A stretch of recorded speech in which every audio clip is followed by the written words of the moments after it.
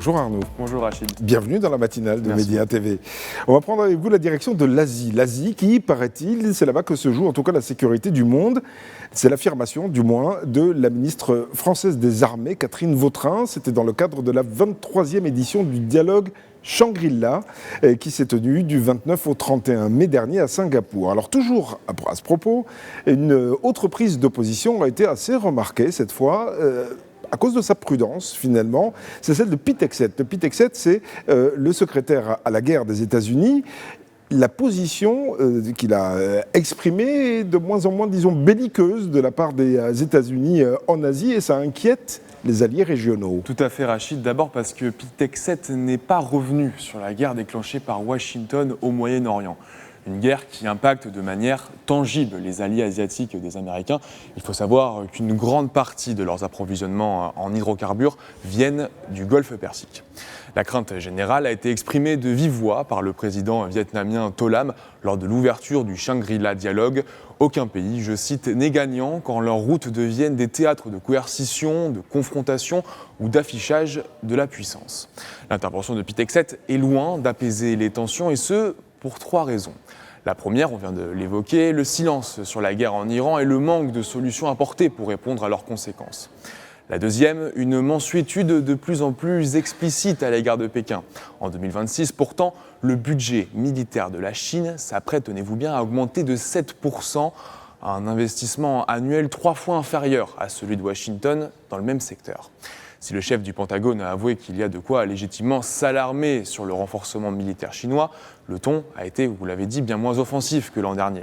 Pete Hegseth avait mis en garde contre le risque imminent d'une agression de Taïwan. Taïwan qui, cette année, et c'est la troisième raison, a été passé sous silence.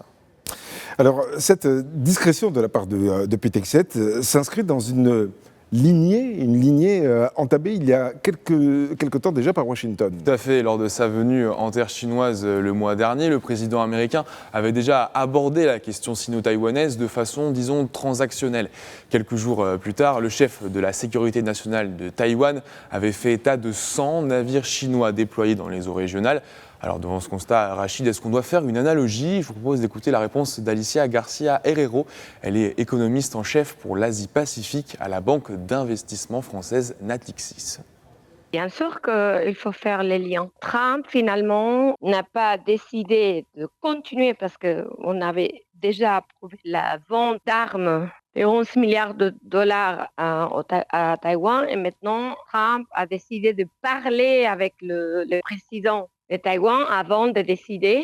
C'est un signe que les armes ne vont pas arriver, certainement pas rapidement. Et c'est un signe aussi que les États-Unis ne sont pas prêts, disons, au moins l'administration Trump, à défendre Taïwan. La Chine, ils vont, je dirais, pas vraiment envahir, mais montrer leur force, la force de la Chine immédiatement. Comme ça, le gouvernement taïwanais, disons que très probablement, réfléchira sur le futur de l'île. Parce que sans les États-Unis derrière Taïwan, c'est très difficile à défendre.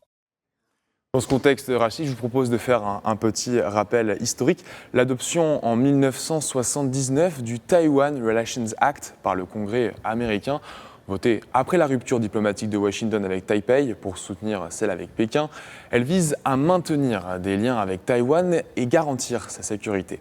La question est maintenant de savoir si l'accord va encore résister au temps, à l'heure où Washington se désintéresse de son rôle de gendarme dans la région pour la guerre en Iran.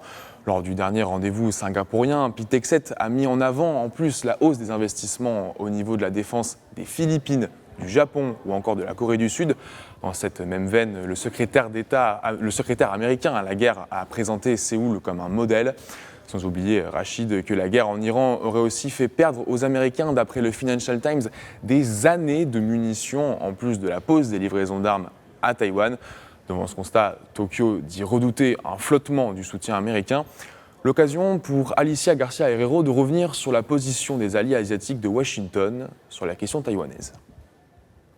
Le coréen, je dirais, c'est compliqué. Mais les Japonais n'ont pas intention de se désengager parce qu'ils pensent qu'après Taïwan, ça sera l'île peut-être d'Okinawa. Les Chinois ont même évoqué ça, c'est pas impossible. Et je pense que Pour le Japon, Taïwan est trop important, dans le sens d'un point de vue stratégique de localisation. Le Japon essayera vraiment de s'armer, d'augmenter leur défense militaire et je dirais pas peut-être intervenir, mais certainement ils vont pousser les États-Unis. Et il ne faut pas oublier les élections aux États-Unis arrivent bientôt.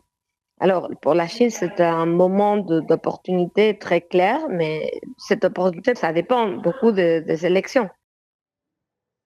À l'image, on peut faire également une analogie, Rachid, avec la coalition des volontaires pour l'Ukraine en Europe. Un élan de prise de responsabilité semble s'installer en Asie. En voulant s'affranchir de sa culture pacifique, Tokyo en est l'exemple concret. Le déploiement prévu à l'horizon 2030-2031 de missiles sol-air à moyenne portés sur l'île de Yonaguni, à une centaine de kilomètres à l'est des côtes de Taïwan, s'inscrit dans la tendance insufflée par la première ministre japonaise. En novembre dernier, rappelez-vous, Sanae Takaichi avait jugé les ambitions hégémoniques de la Chine sur Taïwan comme une menace existentielle pour le pays du soleil levant. Et bien maintenant, on en sait plus sur cette situation. Merci beaucoup. C'était Arnaud Dalmas et on vous retrouvera la semaine prochaine pour d'autres informations. Merci beaucoup.